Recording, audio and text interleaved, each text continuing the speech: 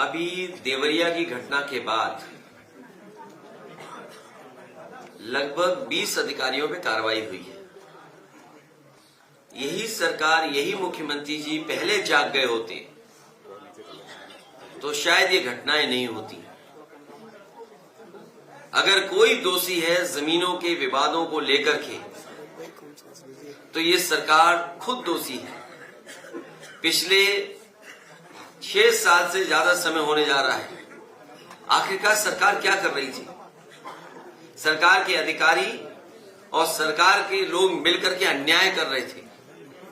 और कई मौकों पर मैंने कहा कि सबसे बड़ी भूमाफिया पार्टी अगर कोई है तो वो भारतीय जनता पार्टी है।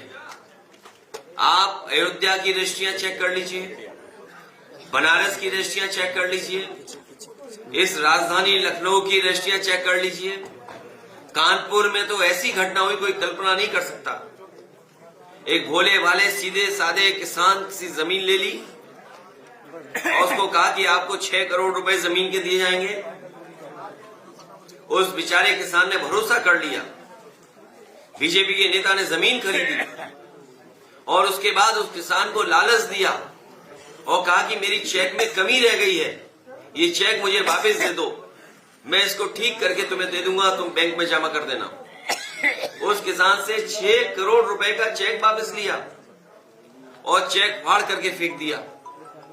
वो रोता रहा, परेशान हुआ, कई बार गया, इधर उधर दौड़ा, लेकिन बीजेपी के नेता ने उसकी मदद नहीं की, न चेक वापस किया।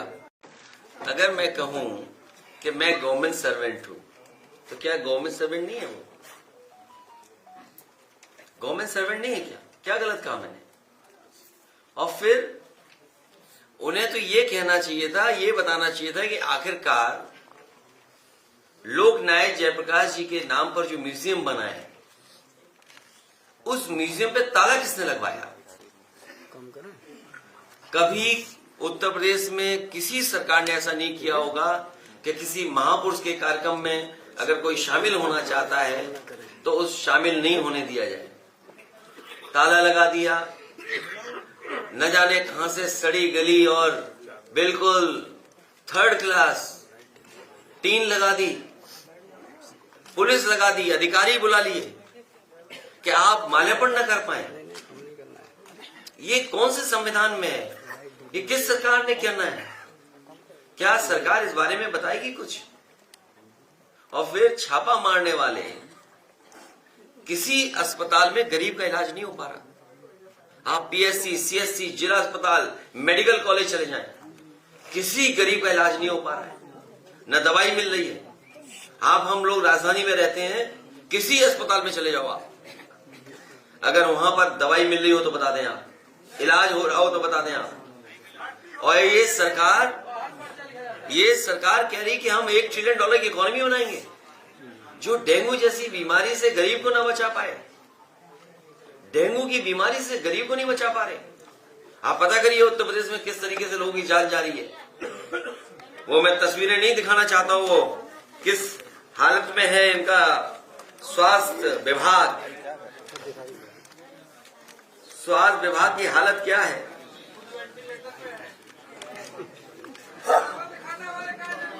वेंटिलेटर भी एक लिमिट है वेंटिलेटर की।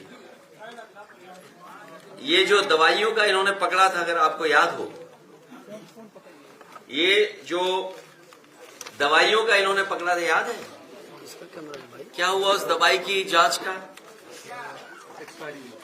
एक्सपायरी दवाइयों का जो इन्होंने पकड़ा था, ये है स्वास्थ्य विभाग।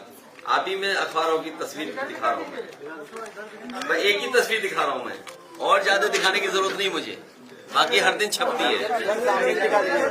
ये है जिला अस्पताल, ये है लखनऊ के अस्पताल, बताइए ये अस्पताल है।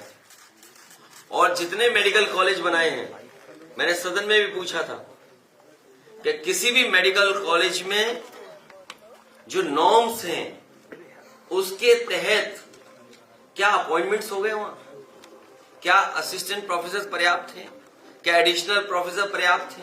क्या टेक्निकल स्टाफ पर्याप्त है? एक भी जगह मेडिकल कॉलेज में स्टाफ नहीं पूरा।